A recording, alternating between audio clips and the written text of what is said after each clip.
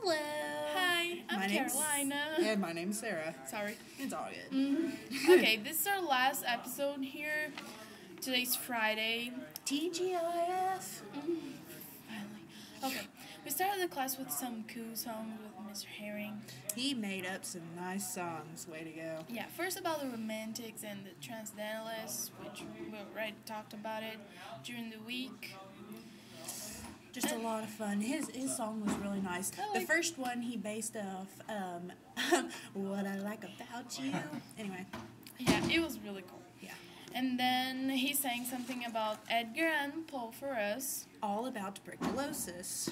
Sad guy. Seeing as that's pretty much what his life was based on, was tuberculosis. Yeah, imagine. His father left him, then his mom died of tuberculosis, his stepmother died of tuberculosis, his favorite aunt died of tuberculosis, and his wife died of tuberculosis. That's a lot of tuberculosis here. Mm-hmm. Yeah. And when he was 40, he died of tuberculosis, which is not really... So... pretty much, as I said, his life was based on tuberculosis, which and really that sad. Sadness and that creepy thing influenced a lot of his work. Yeah. He's like the main gothic author. And I'm sorry, but Edgar Allan Poe, I love him. The Raven is just my absolute favorite. The Raven is just a good, all-out good story. Well, poem. And then they make fun of it on that one. I was just like, where did that come from? The Troubled Poe's Raven? Yeah. The parody is what it's called. Yeah, we read The Raven, which is... Edgar Allan Poe's, one of his most talked about, most thought of, most common work of art.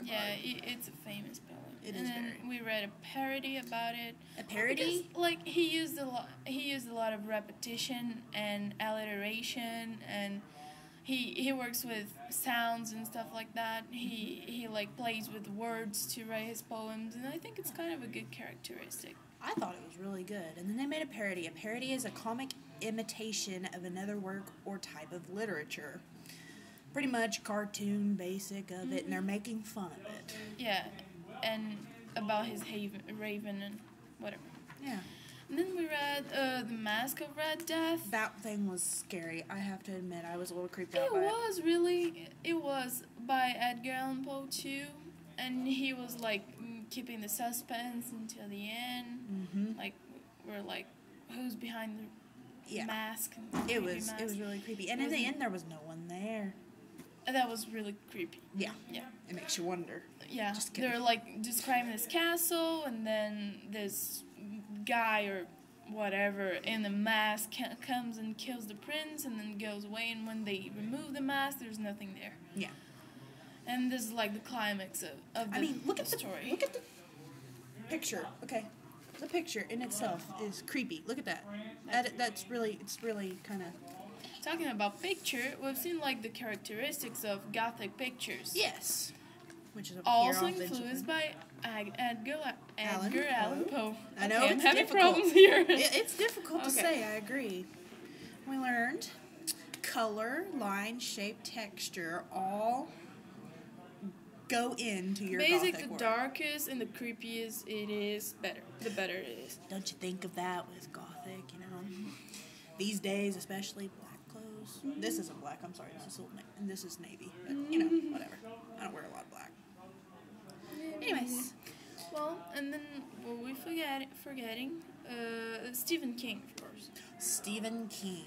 All right. One of the most famous writers of horror genre.